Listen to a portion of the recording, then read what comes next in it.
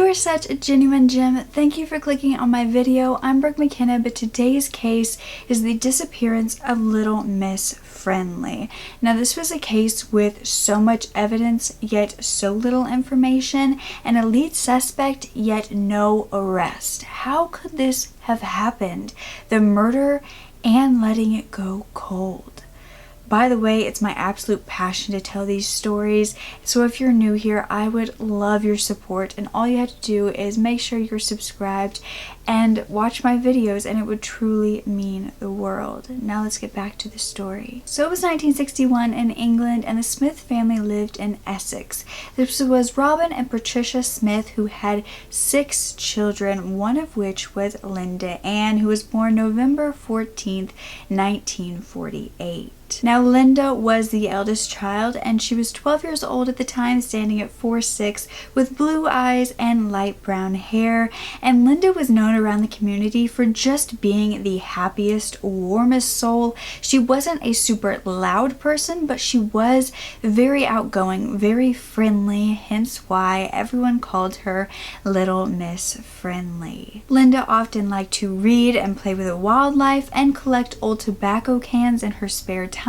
She also loved to play with the family animals, which was a bunny and a cat named Fluffy. And when she wasn't doing that, she was attending the Earl's Colony Primary School before graduating on to Halstead Secondary Modern, which is exactly where she was on January 16th, 1961. It was a Monday, and Linda rode the bus home to her own home before deciding to go to her great-grandmother's house, who was Emily Sharman. Now, her great-grandmother lived in the same village as the Smiths did, so it wasn't that much of a walk. And when she got to her great-grandmother's house, her grandmother asked her if she would run an errand, and due to the fact that Linda was the oldest child, she was used to doing errands like this, and it was really no problem. She often ran errands for her grandmother, and she said of course, and her grandmother gave her 10 shillings and asked her to go to Hughes, which was a news agent in High Street, and she wanted to get a magazine. This was approximately 5 minutes from her grandmother's house by foot, and she headed out at 4:30 that afternoon with her 10 shillings. Now, this whole trip should have taken Linda about 15 minutes, nothing more, nothing less, because Linda did know this area quite well, knew everybody around the area, and it should have been a simple little errand to run for her. However, those 15 minutes came and went, and Linda never went back to her grandmother's house, nor did she go back home that night, and that is when her family contacted the police and reported her missing, and hundreds of volunteers and police alike went out to search for her, to search the neighborhood as well as the fields around. Now, this is when witness statements also began to pour in, and several people had seen Linda at this shop where she told her grandmother she would go, but every single witness said they had only seen her looking inside the window, like outside, looking inside to the store. And they'd never actually seen her inside this store at all, only looking in. Now, she was also said to be seen talking to a cobbler or a person who mends shoes across the street from the store. Like I said, she was a very kind and sociable person. But one of her friends named Margaret also saw her not inside the store either, but outside of the store. And at around 5:10 was when the last sighting of her was ever found. Nobody knew what happened to her afterwards, and as though she just magically transported to a different area at this point. No screams or commotion were ever heard in this highly populated area in the middle of the afternoon. For 4 excruciating days, the search continued, and every day the hope lessened, because not only were they not finding Linda, but they weren't finding any clues as to where she could have gone, any clothing, any sort of evidence whatsoever that she'd been abducted. She was just gone. However, on January 20th, they would find something that they didn't necessarily want to find, and it was not at all what they had hoped.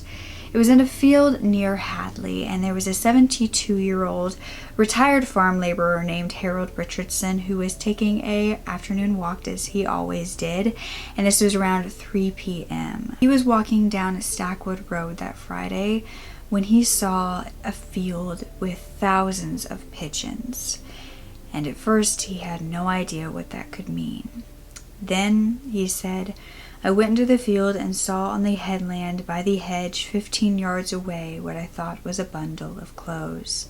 I went up and got the shock of my life. I could see the poor little thing lying across the hedge with her hands and legs stretched out. I pulled back the hood of the school Mac and could see it was a little girl, Linda Smith. We had only been talking about her at the Butcher's Arms at dinner time. Linda's body was found fully clothed except for the right size 1 black lace-up shoe that was missing and was nowhere around the area. Inside of her overcoat was also the 10 shillings that her grandmother had given her.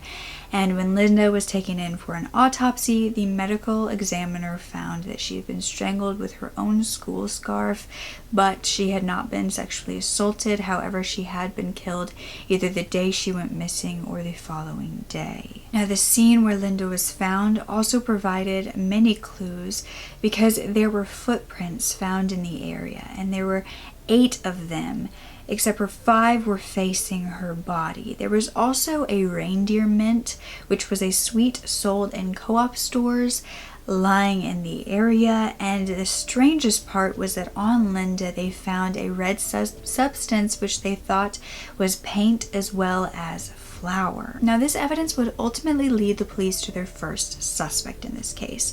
This man had been interrogated by the police at first, but then they found that he had this flour residue on him that matched the same at the crime scene.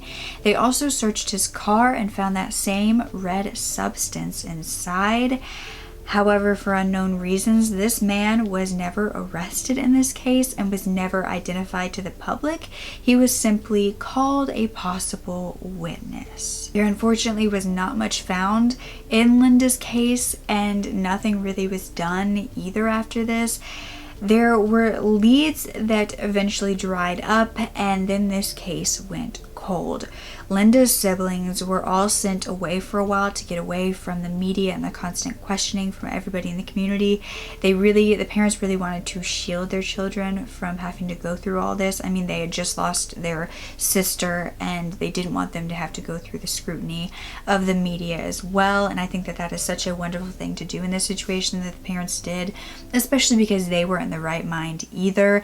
And it's not like they had just given up on their kids. They were trying to find their daughter and get themselves in a better position before bringing the kids back into the situation. And Linda's mother even said, I just had to pull myself together because of the rest of my kids. It broke my heart. I was just numb. I had the feeling I would never see her again. I felt angry about why it should have happened to her. In 2013, the Suffolk police went and they began opening cold cases in the area, one of which was Linda's. Now, they believe that her killer is still alive. However, they are running out of time to come forward. So they urge anyone with information to kind of examine their conscience and come forward with what actually happened to Linda Smith. There was also another case found that paralleled this one significantly, so much so that many believed it could be connected. Now, this case was of 11-year-old Mariah Anderson, and this happened 4 years prior to Linda. This girl lives 6 hours away from Linda. However, she was also running an errand from her grandmother at the time of her disappearance. Her disappearance went unsolved for many years as well, and her body was actually never found. However, 60 years later, in 2017, Mariah's killer was thought to have been identified. And this was because a tip came forward that identified Alexander Gartshore as her killer. Now, he was a convicted pedophile who died in 2006, but investigators say if he was alive today, they would have enough evidence to convict him of Mariah's abduction and possible murder. Now, this was mainly due to a witness who had seen a man dragging a young girl who looked like Mariah near a bus terminal at the time she disappeared. And when this witness came forward years later, because she didn't even know that Mariah was missing, when she went forward to police, they had her look at a series of photographs of different possible suspects, and she did pick out Alexander. Some believe that Alexander could have possibly killed Linda as well. But for some, Mariah's case being so close to being solved gives them hope that Linda's could be as well. Now, there's so little evidence in this case and so much about a suspect who they never arrested, and I have no idea why they didn't. I mean, they appeared to have so much against him with the same substance at the crime scene being in his car and on his body, and yet they didn't do anything with him. Was this a cover-up of some sort, or did they really find something that made it so he didn't connect to this case? And also a question I want to ask was he a baker? That's something that just came into my head several times while reading about this case. I mean, there was a red substance that could have possibly been icing. They didn't absolutely identify that it was paint and it wasn't blood. So was it some sort of icing or topping for a cake? Because this person also did have flour on them. There was also a sweet at the crime scene. These are all just things that kind of lead me to believe maybe it was a baker in the area. Did they look at the bakeries? Was this ever a theory? This is what frustrates me about old cases, is that to the media we're not told a lot of the information about these cases, and these are things that I would love to know whether it was ever looked into or not. I would love to know your theories, if you can come up with any more from these little bits of information.